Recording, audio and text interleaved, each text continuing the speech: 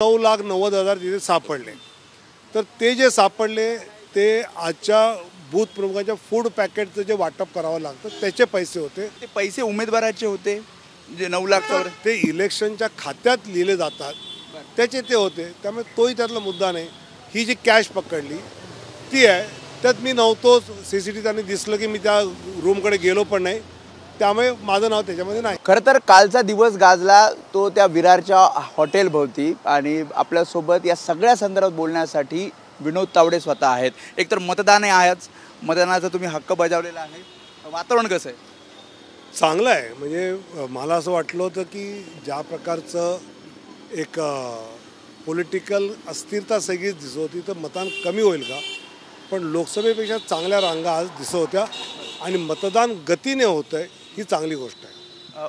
कालच्या सगळ्या जो काही गोंधळ झाला त्यात अनेक प्रश्न उपस्थित झाले, काही प्रेक्षकांच्या मनात पण आहेत, काही तुमच्या कार्यकर्त्यांच्या मनात सुद्धा असतील। त्यातले काही प्रश्न नेमकं काय झालं? तुम्ही एक तर पहिला प्रश्न, तुम्ही तिथे काही नियोजित दौरा होता की तुम्ही अचानक गेला? मी वाड्यावरनं परत येत होतो, कारण परवा प्रचार संपल्यानंतर आपण काही करू शकत नाही, तर मग रात्री मुक्काम करून सकाळी निघालो। तर ज्यावेळी मी निघालो तर विरार क्रॉस करताना मी राजनला सहज फोन केला की झाली का रे तयारी सगळी, कसं आहे उद्याचं? थोडं सगळी तयारी झाली आहे आणि आता आम्ही त्याआधीच बसलो, तुम्ही जरा येता काय चहाला? तर मी आपलं गेलो तर ते बूथ प्रमुखांची बैठक होती। मग मी EVM कसं सील करतात, 45 सेकंदाला कसं मत पडलं पाहिजे, अशा काही गोष्टी तिथे मी सांगितल्या। तर हे बघितलं तिथं बहुजन विकास आघाडीचे लोक मोठ्या संख्येने तिथे आले, आरडाओरडा सुरू झाला। आरोप काय तर मी 5 कोटी वाटायला आणले। तर 5 कोटी मी वाटायला आणले, इलेक्शन कमिशनला काही सापडलं नाही। माझी गाडी तपासली, मी आज शिरल्यापासून CCTV फुटेज आहे, हॉटेल विमानता कुणाचं आहे, ठाकूरांचे, सगळ्यांना माहिती आहे, त्या CCTV फुटेज त्यांच्याकडेच आहे। आत गेलो, बाहेर पडेपर्यंत सगळं त्याच्यामध्ये आहे। तुम्हाला घेरलं सगळं? ते आले, माझ्या भोवती आले, पण क्षितिजने लगेच त्याचे 5 प्रमुख कार्यकर्ते दिले की तू काकांच्या भोवती, कारण तुम्हाला काका म्हणतो, काकांच्या भोवती उभे राहा, म्हणजे जे ओळखत नाही ते उगाच काहीतरी यांना बोलायला नको। आणि मी बसून होतो, मग हितेंद्र ठाकूर येणार होते म्हणून मी ते बसलो होतो। तर मुळात राहुल गांधी आणि सुप्रियाताईंनी जे 5 कोटीचा आरोप केला, एक पैसे सापडली नाही आणि त्यांना खात्री आहे की माझ्याकडे 5 कोटी होते, तर ते 5 कोटी त्यांनी मला दिले पाहिजेत। 9,74,000 तर ते 5 कोटी त्यांनी मला दिले पाहिजेत असं माझं आग्रहाचं म्हणणं आहे। नंबर 1, त्यांनी खात्रीपूर्वक म्हटलं 5 कोटी होते, तिकडे सापडले नाहीत, म्हणजे यांच्याकडे आहेत ते त्यांनी मला परत केले पाहिजेत, नंबर 1। नंबर 2, 9,90,000 तिथे सापडले। तर ते जे सापडले ते आजच्या बूथ प्रमुखांच्या फूड पॅकेटचं जे वाटप करावं लागतं त्याचे पैसे होते।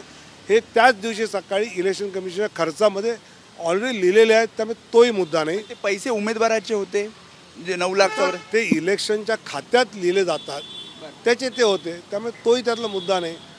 त्यानंतर आणि 3 FIR सकाळी झाले, एक मी तिथे गेलो, दुसरा आम्ही मीडियाशी बोललो आणि तिसरा क्षितिजवर काहीतरी धक्काबुक्की झाला आहे।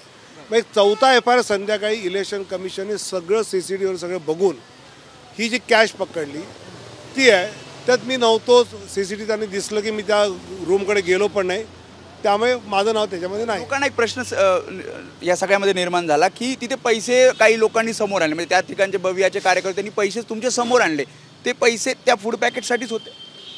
ते पैसे त्या फूड पॅकेटवर नव्हते, ते बहुजन विकास आघाडीच्याच कार्यकर्त्यांनी कुठून तरी काढले आणि दाखवले, मग कॅमेऱ्यावर पैसे दिसले की खरं वाटतं, ते त्यांनी स्टेज मॅनेज केलं। ते भवियांनीच गवण्याचा प्रयत्न केला आहे सगळ्यामध्ये? बहुजन विकास आघाडीने तर स्वाभाविकच केलं आहे, त्यामुळे बहुजन विकास आघाडी त्या ठिकाणी निवडणुकीला असं एखादं जर मिळालं तर त्याचं ते वातावरण करणार, ते त्यांनी केलं, पण ते काही लोकांना पटलं नाही, कारण बहुजन विकास आघाडीची विश्वासार्हता महाराष्ट्र जनतेला माहिती आहे। एक अजून प्रश्न निर्माण होतो, तुम्ही तिघही म्हणजे क्षितिज ठाकूर, हितेंद्र ठाकूर आणि तुम्ही एकाच गाडीत जातात, आम्ही वर्षानुवर्षीचे मित्र आहोत। ज्यावेळी सगळं मॉब जमला तर भाजपचे कार्यकर्ते आणि बहुजनचे कार्यकर्ते हे आपापसात भिडायला लागले, मग आम्ही सगळ्यांना शांत केलं आणि मग नंतर इथं टाकून आग्रह होता की जेवून जा, म्हटलं आज वेळ नाही त्यामुळे, आणि मग ते म्हटलं मग चल मी तुला सोडतो, त्यांनी मला हायवेला सोडलं। भाजपचं अंतर्गत कट कारस्थान आहे, तुम्ही मुख्यमंत्री पदाच्या रेसमध्ये आहात, त्याच्यामुळे एक मराठा चेहरा बाजूला करण्याचा कुठेतरी अंतर्गत कलह आहे आणि त्यामुळे तुम्हाला यामध्ये गोवण्याचा प्रयत्न केला असं काही जणांच्या प्रतिक्रिया तुम्ही ऐकली असेल. भाजपचा कसा असेल, मीच तिकडे जाणार आहे हे मलाच माहीत नाही. मी फोन केला, तो ये म्हणला, मी गेलो, 15 मिनटं थांबून निघायचं. आता हे मलाच माहीत नाही मी जाणार, तर पार्टी कार्यालयामध्ये किंवा कोणी साजिश करण्यामध्ये कोणाला माहिती असेल. पक्षाच्या वरिष्ठ नेत्यांशी बोलणं झालं, सगळ्यांशी बोलणं आलं, काही त्यातलं हे नाही. ते काय झालं विचारलं, ते सांगितलं. वरिष्ठ म्हणजे अध्यक्षांचा फोन आला होता. तुमचं असं आहे की भव्यानी हे सगळं गोंधळ घडून आणला. स्वाभाविक आहे. आणि मला वाटतं की निवडणुकीमध्ये असा गोष्ट झाली की प्रयत्न करते, जे हरतात ते असा प्रयत्न नक्की करतात. बिटकॉईनबद्दल आता आरोप होतोय. सुधांशु त्रिवेदीने आरोप केला. सुधांशु त्रिवेदी हे ठोस हातात आल्याशा आरोप करत नाहीत अशी माझी माहिती आहे. पण सुप्रियाताईंनी आपलं वक्तव्य दिलं की याची चौकशी व्हावी, तर चौकशी झाली पाहिजे असं माझं मत आहे.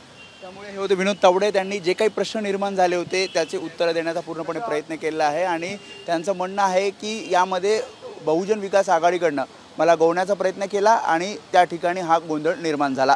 कॅमेरामॅन सचिन शिंदेसह मी वेदांत नेब, एबीपी माझा, मुंबई. एबीपी माझा, उघडा डोळे बघा नीट.